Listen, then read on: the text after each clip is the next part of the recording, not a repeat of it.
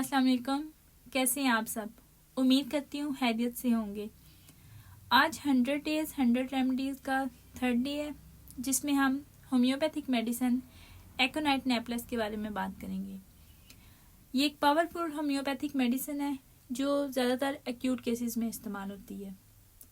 یہ میڈیسن تب کام کرتی ہے جب کوئی بھی بیماری اچانک شروع ہوتی ہے، شدت کے ساتھ ہوتی ہے اور جس کے ساتھ موت کا خوف پایا جاتا ہے۔ اس کے ساتھ ساتھ مریض کے اندر شدید بے چینی پائی جاتی ہے۔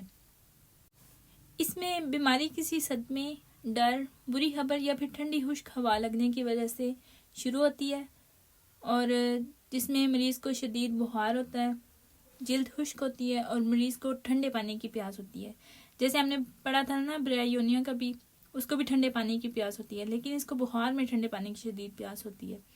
اس کے علاوہ دھڑکن کا تیز ہونا اور خاص طور پہ ہارٹ اٹیک کے کیسز میں ایکونائٹ بہت اچھا کام کرتی ہے۔ اس کی علامات خشک سرد ہوا لگنے کی وجہ سے بڑھ جاتی ہیں۔ اس کے علاوہ رات کے وقت، خاص طور پہ آدھی رات کے بعد اس کی علامات بڑھ جاتی ہیں۔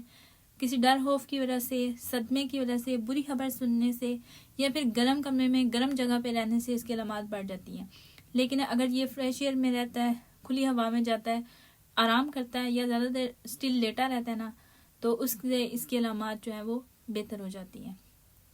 ایکونائٹ کو ان علامات سے سمجھا جا سکتا ہے کہ ایک تو یہ ایکیوٹ کیسز میں استعمال ہوتی ہے، دوسرا یہ کہ اس کی جتنی بھی علامات ہیں وہ سڈن ہوں گی اور وائلنٹ ہوں گی، یعنی وہ اچانک آتی ہیں لیکن شدت اختیار کر جاتی ہیں۔ اس کے ساتھ ساتھ مریض کو موت کا خوف ہوتا ہے۔ مریض کو اتنا زیادہ موت کا خوف ہوتا ہے کہ وہ اپنا دن بھی مقرر کر دیتا ہے کہ فلاں دن فلاں وقت میں نے مر جانا ہے۔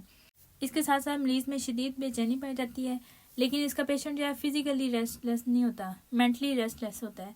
فزیکلی ریسٹ لیس ریسٹاکس کا پیشنٹ ہوتا ہے، اس کا پیشنٹ جو ہے وہ مینٹلی ریسٹ لیس ہوتا ہے۔ ایکونائٹ کی علامات خشک ٹھنڈی ہوا لگنے سے، رات کے وقت اسپیشلی آدھی رات کے بعد، خوف، صدمے، بری نیوز سے یا پھر گرم کمروں، گرم جگہوں پہ رہنے سے بڑھ جاتی ہیں۔ لیکن اگر وہ اوپن ایئر میں جاتا ہے، ریسٹ کرتا ہے یا اسٹل لیٹا رہتا ہے تو اس کی علامات میں کمی آتی ہے۔ مریض کو تیز بخار ہوتا ہے، اس کی جلد خشک ہوتی ہے اور اسے ٹھنڈے پانی کی پیاس ہوتی ہے۔ اس کے ساتھ ساتھ مریض کی دھڑکن تیز ہوتی ہے اور ہارٹ اٹیک کے کیسز میں یہ میڈیسن بہت اچھا کام کرتی ہے۔ ایک مرتبہ سمرائز کر دیتی ہوں۔ ایکیوٹ کیسز میں سڈن اور وائلنٹ سمٹمز آئیں تب یہ میڈیسن استعمال ہوتی ہے۔ موت کا خوف پایا جاتا ہے، بے چینی ہوتی ہے۔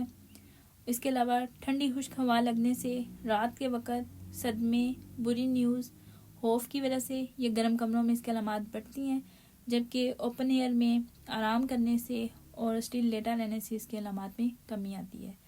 اور ہارٹ اٹیک کے کیسز میں بھی دی جاتی ہے۔ تیز بخار جس میں شدید پیاس ہوتی ہے اور جلد خشک ہوتی ہے، اس میں یہ میڈیسن استعمال ہوتی ہے۔